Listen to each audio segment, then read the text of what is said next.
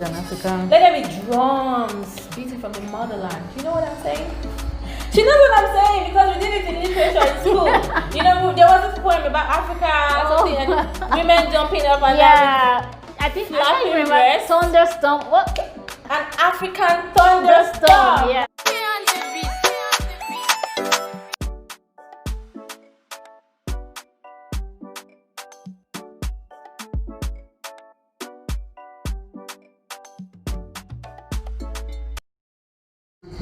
Hi, my elegant friends. Welcome back to my channel. It's Maya once again. Today, I've got an interesting guest in the house. Okay, all my guests are interesting, but this is my very good friend. Her name is phew, and we've been friends since we were like 9-10 years old, like long time ago. Say hello to my people, please. Hello, guys. Alright, and she's also from southern Nigeria. Even though we're both from southern Nigeria, today we will be talking about another African country. We'll be talking about South Africa. Essentially, I'm going to be asking her for her perceptions, her opinions, and thoughts about when she was in South Africa as a tourist. I hope that what we're going to talk about will serve as a good travel information for you that you can use to help to make a decision and all of that. Phew, once again, welcome. Thank you very much. Alright, so first of all, why did you choose to go to South Africa? You were there sometime before the whole Nigerian and South African drama? Yes, before I the was. COVID. Okay, actually it was just more like a tag along. So my sister was planning to go and she insisted, she said I should come with her, and who am I not to go? When the older sister says go, you go. That's so I tag along. Nigerian culture. Alright, so okay, and you know, South Africa is actually viewed as this country that is the rainbow country because they have like a proliferation of cultures and religion. And sometimes when there's a lot of something somewhere, when there is cultural fragmentation, it becomes difficult to have like an identity embodied. So when a visitor, like someone like phew goes, it might be difficult to identify who is who belongs to what ethnic group, and who belongs to another ethnic group. So why didn't you choose to go to Ghana? Why South Africa? Why are you laughing? Ghana, my God. Why? Anyway, like I said before, it wasn't my decision, but okay. I would have still preferred to go to South Africa, even if it was my decision, because Ghana it's just Ghana here. Can you people here? Why Ghana? You know, I always say this. I'm like, first of all, I'm really glad I came to Ghana, but usually when Nigerians travel, I feel like we have this idea in our head that Ghana is just here, and then you get to your old age and you feel like, oh my God, I'm about to die. I've visited the world, I've been everywhere, but oh wait, I didn't visit Ghana. So I don't know, sometimes we do that, but I think maybe on the international scene, when Black Americans, African Americans are coming to the country, I think they tend to choose Ghana more than Nigeria, and we tend to choose to go to other places because we feel like Ghana is like us. Ghana so is just here, so I can still go any day. Like I could just wake up any day and I'm in Ghana. And then we end up not going. We are coming. Maybe you see us in December. We are coming. Maybe she would even get married to a Ghana man. Who knows? Okay. All right. So let's go to the next part of what we're talking about. So when you arrived in South Africa, first of all, what were your perceptions like, considering the films and all the Nelson Mandela flicks we've seen when we were in school, because we're both in the same school. So considering all of that, what was your perception and what surprises did you have? Surprised. I was surprised. Okay. It was nothing like we saw in the movies with all the jungle things and all that. It was more Nelson Mandela. There was a lot of all those yeah. things. It was more. Anyway, it was more westernized. That's it. It was more. It wasn't. No giraffes on a tree. Obviously not. No people coming dancing. Not everybody in Africa. We don't live on huts in Africa. We have houses, okay? Not everybody lives in huts. Okay, so no giraffes. Not at all. Except we went to the safari, right? Alright, okay, so there was no giraffe. What about, tell us a little bit when you landed. Just give us a bit of the story. Okay, so when we landed. Okay, so when we landed, so in the airport, we saw someone with our names, we went to meet the person, entered the cab, and it was quite a journey from the airport to where we went to. Then immediately I got to the apartment. Okay. My phone, my phone. I guess the phone was like, want to go. oh, I'm in a new place, so my phone started acting up. I don't know. I don't know what. I really don't know what that was, but it started malfunctioning actually. What make was the phone? What's the name again? Johnny. Guys, I thought the phone was Samsung. Like, you know what happened with Samsung phone? Like, I blew up the whole. If you know, you should know the story or Google it. Not be my mad to go there as if I'll go market and not come back. All right, so anything else that caught your eyes? Were people dancing at the airport like "Welcome South Africa"? Like really? You know, sometimes Africans become very interesting. Like, of course, no, there was nothing like that. So it was essentially boring. When you arrived, like you didn't see something that caught your eye in a very African and organic way like nothing, that. Nothing. It was just normal. There was nothing captivating about it. Yeah. So South Africans, I hope you hear that. I hope you make sure. I don't know. I think there are definitely ways one can spice up arrival. If it's me, if I'm a tourism manager, what they call them, tourism ambassador or something like that. Like for a country, I definitely would make my tourist arrival in my country very memorable, so that you would not like every time you think about your trip, you would remember what happened when you first arrived, because first impressions usually matter a lot. All right, so what did you think, like in terms of cultural displays, like when you go to the markets, when you are within the streets? Did you hear South African music? Did you hear traditional music? Did you hear drums, since I represented Africa? Why do you keep laughing when I talk about this? Like it's fun.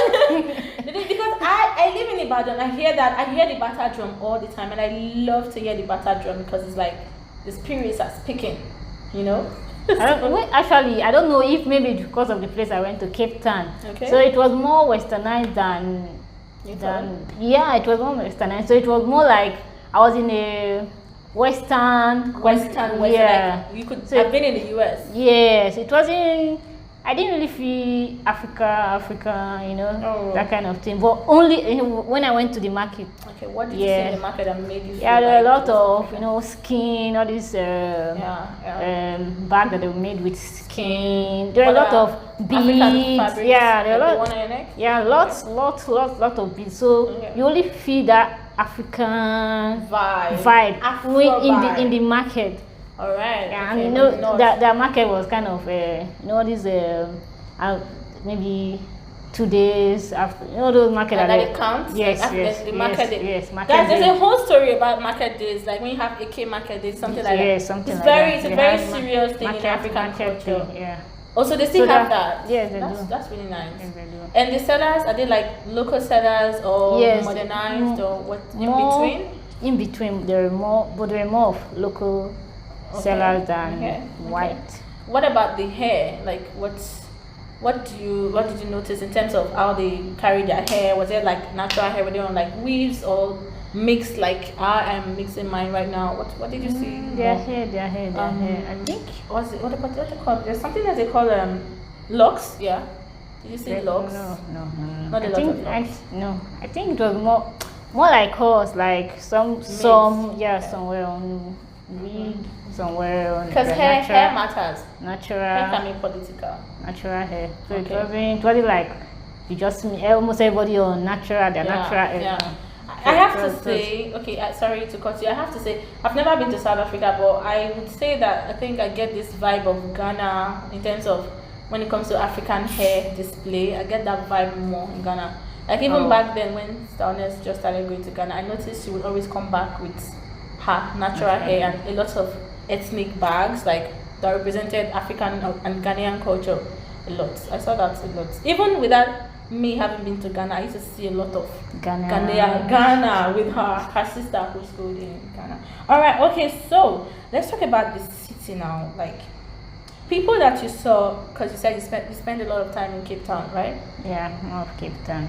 Okay, people that you saw in Cape Town, would you say that they were more mixed? Would you say they were more white? Would you say, and then Cape Town, would you say it had like an African vibe? What would you say about Cape Town? Obviously, no African vibe. Oh my God, no. Okay, let me just say, let me know.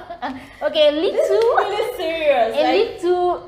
Apart from, because of the market. Okay, So we could just say a little of African vibe, but more of Western. It was more Western dominated. Can I replace the word Western with white? Would that be pushing it? White, okay.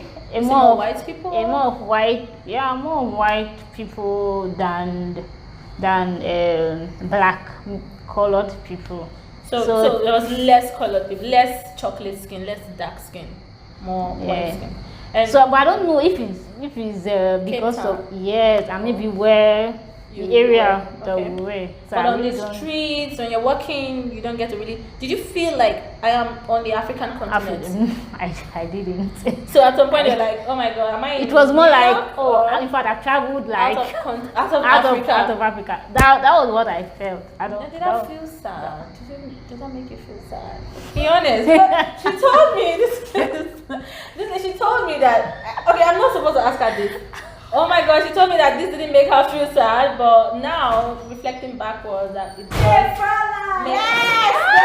We are actually screaming. This is important because no, I didn't do that.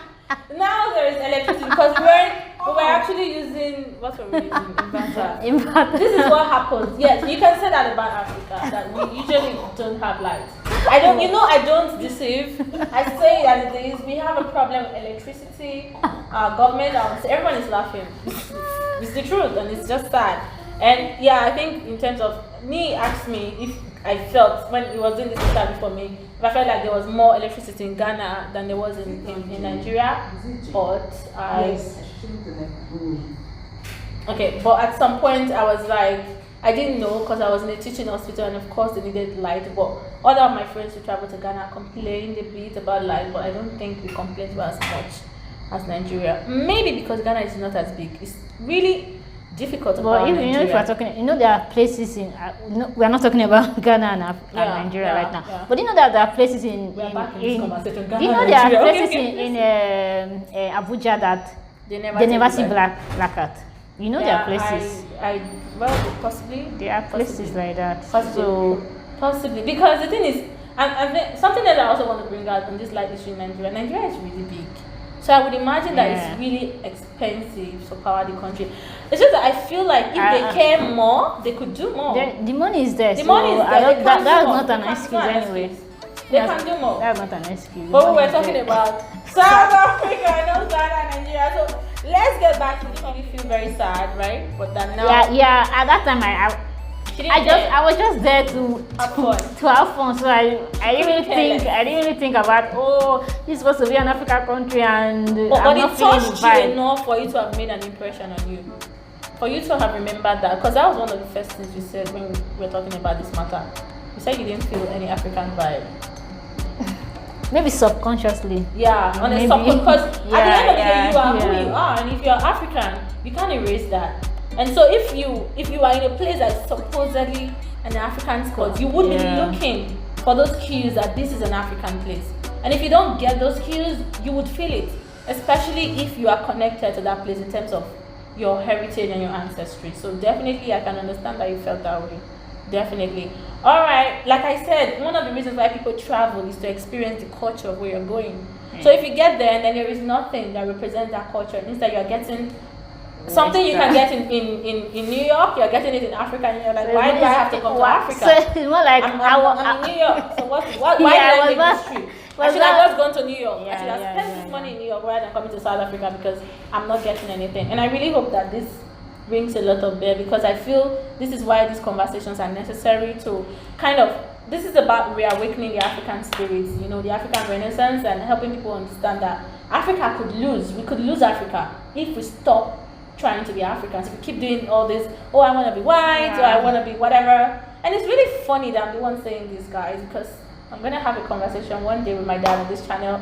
My dad used to always be on my case, thinking that I was the one who was going to try to be white, and now I'm the child who's busy chasing Africa. Africans. Okay, so not to focus on us now. Let's go back to South Africa.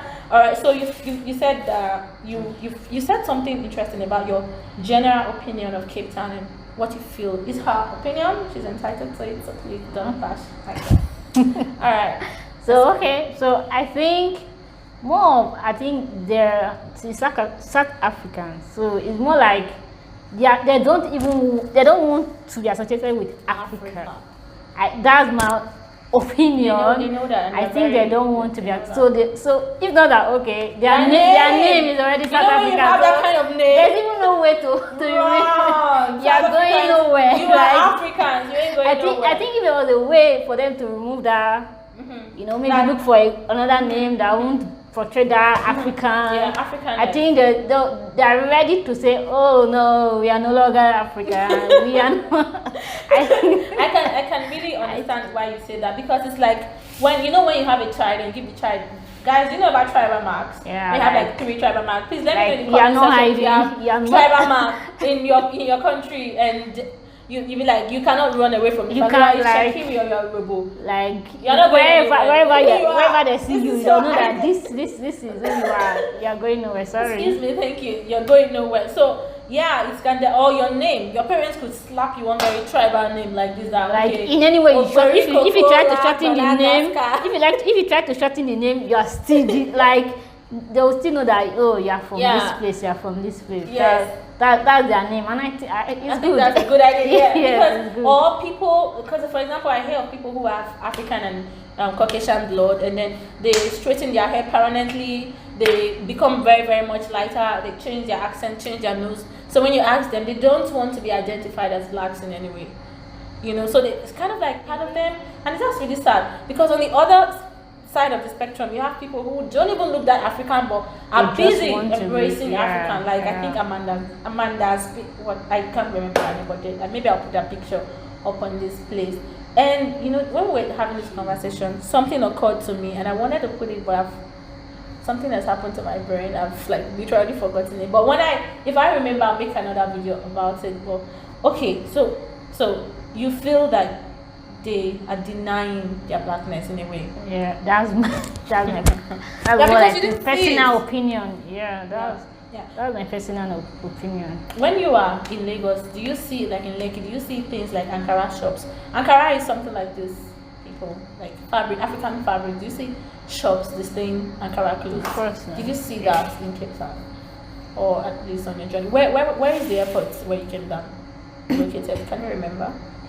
No, I can't remember. Guys, when I travel, I'm constantly thinking. I can see now that I'm alone. Some people don't care; they just want to have fun, and they really don't care. I can't remember the name of the place. Okay, so, but it definitely wasn't in Cape Town. The airport. Yeah. No, the airport, as in there were 2 airports. Okay. One was at the capital. Johannesburg. Yeah. Okay. That was the first one. Then from there, that was when I came to the other airport. That was at Cape Town. So when you drove, did you see anything? Did you see clothes shops selling African clothes or African jewelry, or you didn't take note? No, Okay, let me give her a disclaimer. She's a barista. I'm a culture student. It's possible when I travel, I'm looking for things that represent what I'm studying. So my eyes is out for African culture. It's very possible. But this girl, maybe she's looking for people who are having conflict cases that she can take to court. I don't know what she's thinking when she's traveling, but yes, we are here right now. So okay. So last words. If you happen to be a policymaker, what would you do to like remedy a situation like this? What would you recommend? Okay, so you are a policymaker, so let's assume you are going to be a policymaker somewhere in Cape Town. It can happen, Maybe you just look for a way to bring back the Africanism, bring back the African culture cultural Africanism in Cape Town. Okay. At least when I can speak more about the Cape Town. I don't really know more about other places. So as in when someone should come to Cape Town, you should know that this is an African. Let there be drums beating from the motherland. Do you know what I'm saying? She knows what I'm saying because we did it in literature in school. You know, there was this poem about Africa or something, and women jumping up and down. I think flapping I remember breasts. thunderstorm. What? An African thunderstorm. Yeah, that was the African poem. thunderstorm. And Yeah, our literature teacher used to bring life to it. She'd be like like, women with women dangly village. breasts. Wow, And there were a lot of women with dangly breasts when in the villages when we're good. I still go to the village. Maybe I'll do a video from there one day soon. But what I want to just say something about what you said to comment on it. Okay, I've never been to South Africa, but I've met a lot of South Africans, and every time I saw them, they were always very representative of their culture in the way that they know how. And sometimes back then I used to feel like they were too representative. The ones I saw, they never had wigs.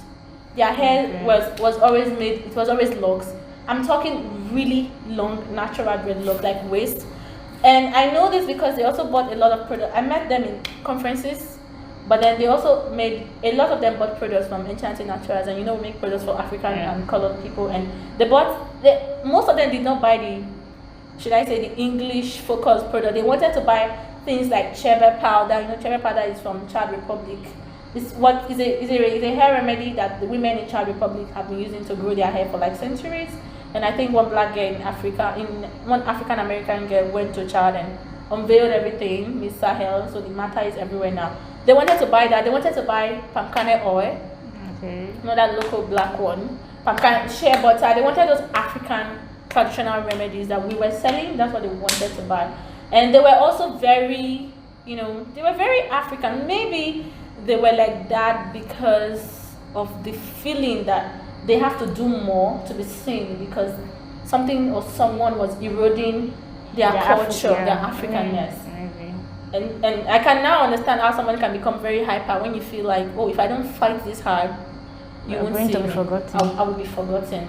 And I don't want to bring all the bad energy from the apartheid and all of that, but I can really understand from what she's saying. And not just her, I've also interviewed other people who've been to South Africa, and the only person I interviewed, your cousin's brother, the only person that I know, he went there, he's from the same state, and then he went there with our traditional clothing. So instead of South African culture being seen, he took Nigeria with him, and then he was intimidating and drawing all kinds of attention to himself at the airport, because people were interested in that. What is this boy doing? He was tying rapper. We call it kemeje in her language, and they were like, "Why is he tying rapper? Who is this guy?" And people were taking pictures of him. The sister said in a jealous way that he became like a little celebrity. And that's why I always say that culture, who you are is what sells. You cannot be anyone else. You can only be you. And to try to deny that is really just, for me, it's just ridiculous. But then, not to put all the blame on South Africa, I was talking with you and I said something about cities, and that the policymaker can actually erode a city's culture or bring it back to life if they want to. And when I said this to her, I mentioned, what was this place again? Lagos State. I mentioned the Shibok girls in Lagos State. Oh my God, pardon me tonight. And the Shibok girls, if you don't know, are the girls that were taken away from Nigeria by the Nigerian, they are not Nigerians, by the Boko Haram. And the richest woman in Africa, I think, her sister-in-law was commissioned to draw these girls. Interestingly, she's a white woman, but she put her heart into this project. She's one of those white women that I feel those people that love Africa. And so this channel is really not about division in any way. Please don't watch it and think we're racist.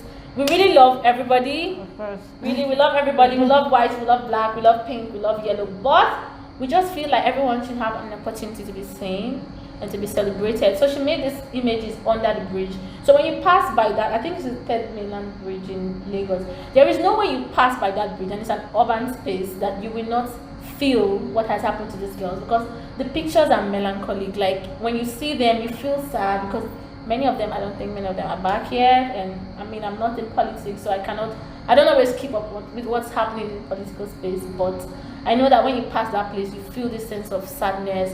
And so last year, we were doing a course where we were mapping African cities, urban spaces in African cities, and we were in Lagos, we were in Ibadan.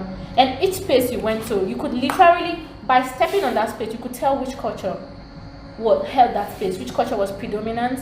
We went to OJ Market in Ibadan. We went to a lot of places in Lagos that I don't want to talk about it because it's research. I'm not sure they let me talk about it like this, but each place you go to, you know which region. If it's the Igbo, you know by the things you see, the music you hear, that this place is predominantly for these people, because that's how you sell yourself, by representing yourself either in your space or by what you wear and all of that, what you say, your name, Fury share, and things like that. Anyway, so you think that's what you would recommend, right? That you should bring back the Africanism. All right, okay guys, I hope that you enjoyed this short video. This was a short one. I think it was short. I don't know how long we've taken until we check the camera, but it was fun to shoot, and it was fun to have you here. Thank you very much. I hope I'm having you here. All right, she didn't want to do this video initially, but she's here now. I made her do it anyway. Because we had like, this is like behind the scenes clip. We had a lengthy conversation, and then I was like, this is a good idea, we should do this on camera. And then when it was time to do the camera videos, it's like, I can't find the words anymore, they're gone. And it happens. All right, so we'll say bye now, and the next video we will be talking about a very interesting shift from southern Nigeria, because we already told you people will bring Africa to the world. And I hope you stay with this channel, you subscribe, leave a like if you like this video, comment in the comment section. I want to know if you know about the Chibok girls.